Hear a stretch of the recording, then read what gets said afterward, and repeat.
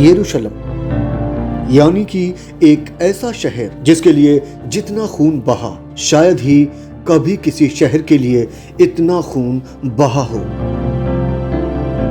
यरूशलेम जो एक नहीं, दो नहीं, बल्कि तीन धर्मों का सबसे बड़ा केंद्र है,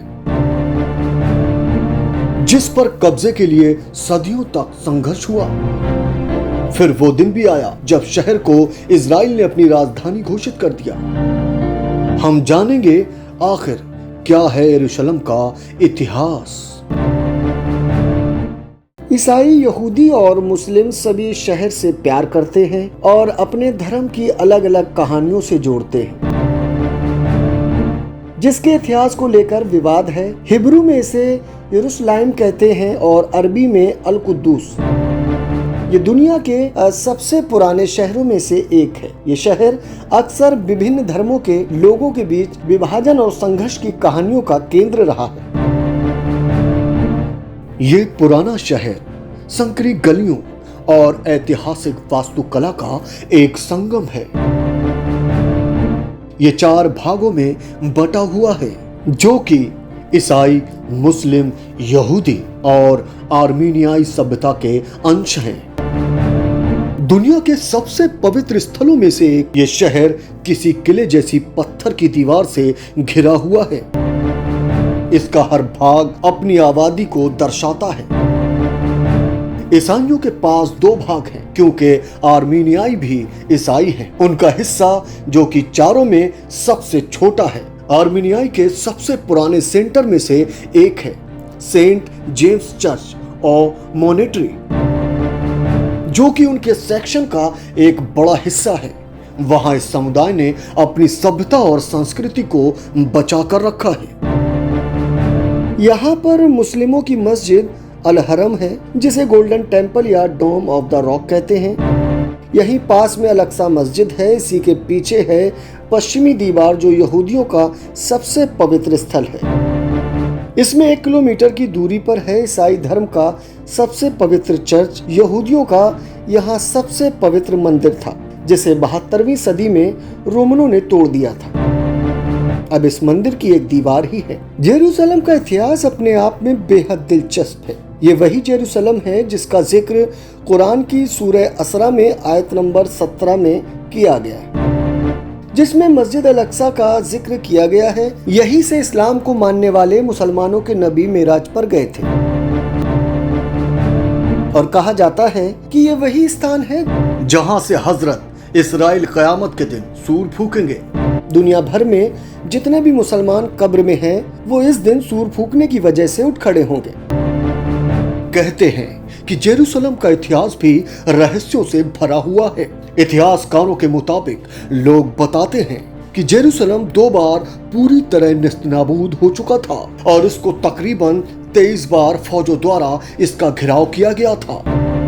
इस पर 52 बार हमले हुए हैं और तकरीबन 44 बार इस पर कब्जा किया गया और इसको मुसलमानों से छीन लिया गया था।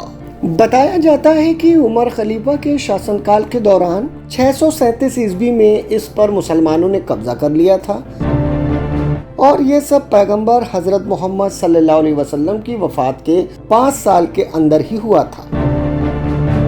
यरूशलेम को 1099 में क्रिश्चियन द्वारा कब्जा किया गया था, जहां मुस्लिम और यहूदी दोनों निवासियों का बड़े पैमाने पर नरसंहार हुआ था। इसके बाद 1187 में फिर सलाउद्दीन अय्यूबी द्वारा यरूशलेम को फिर से वापस कब्जा कर लिया गया था।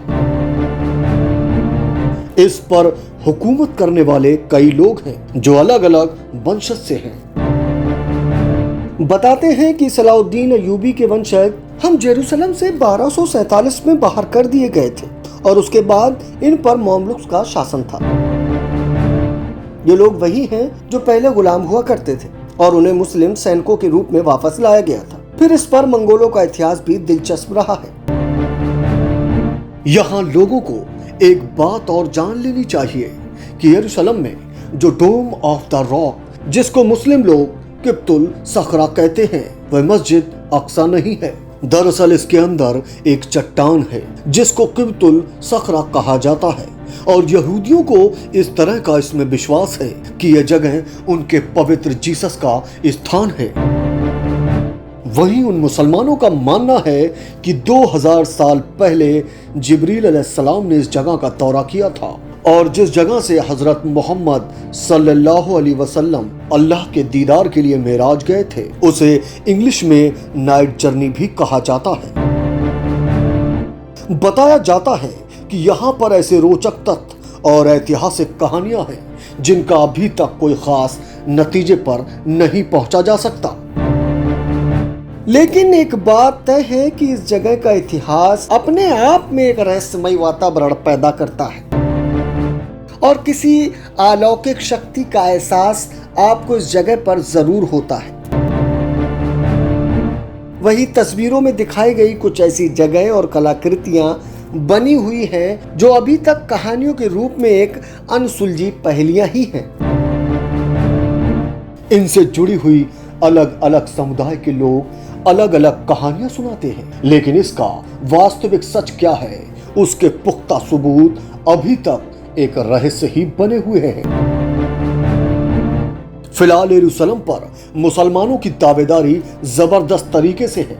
आने वाला वक्त कैसा होगा ये कोई नहीं बता सकता क्योंकि इस जगह पर 44 बार फेरबदल हो चुका है। ये अपने आप में एक बड़ी कहानी है जिसको पूरी तरह जानने के लिए हमें कितना समय लग सकता है हम नहीं जानते। अभी हाल ही में मस्जिद अल अक्सा पर रमजान भर नमाज हुई और कई जुमे की नमाजें भी अदा की गईं। इसके बावजूद फिर एक बार वहां की पाक जमीन से मुसलमानों को फिर से हटाने के लिए इजराइल ने जोर जबरदस्ती की है। मुल्क शाम के लोग जेरूसलम की धरती को कभी नहीं छोड़ेंगे, चाहे रास्ते में कितनी रुकावटें क्यों ना आ जाएं। साल 2020 में तुर्की के राष्ट्रपति रेसेप तय्यप एर्दोगान ने इस्तांबुल की एक मस्जिद हागिया सोफिया को फिर से मस्जिद बनाया है, जो पहले कभी मस्जिद हुआ करती थी लेकिन विवाद के चलते उसको एक म्यूजियम में बदल दिया गया था।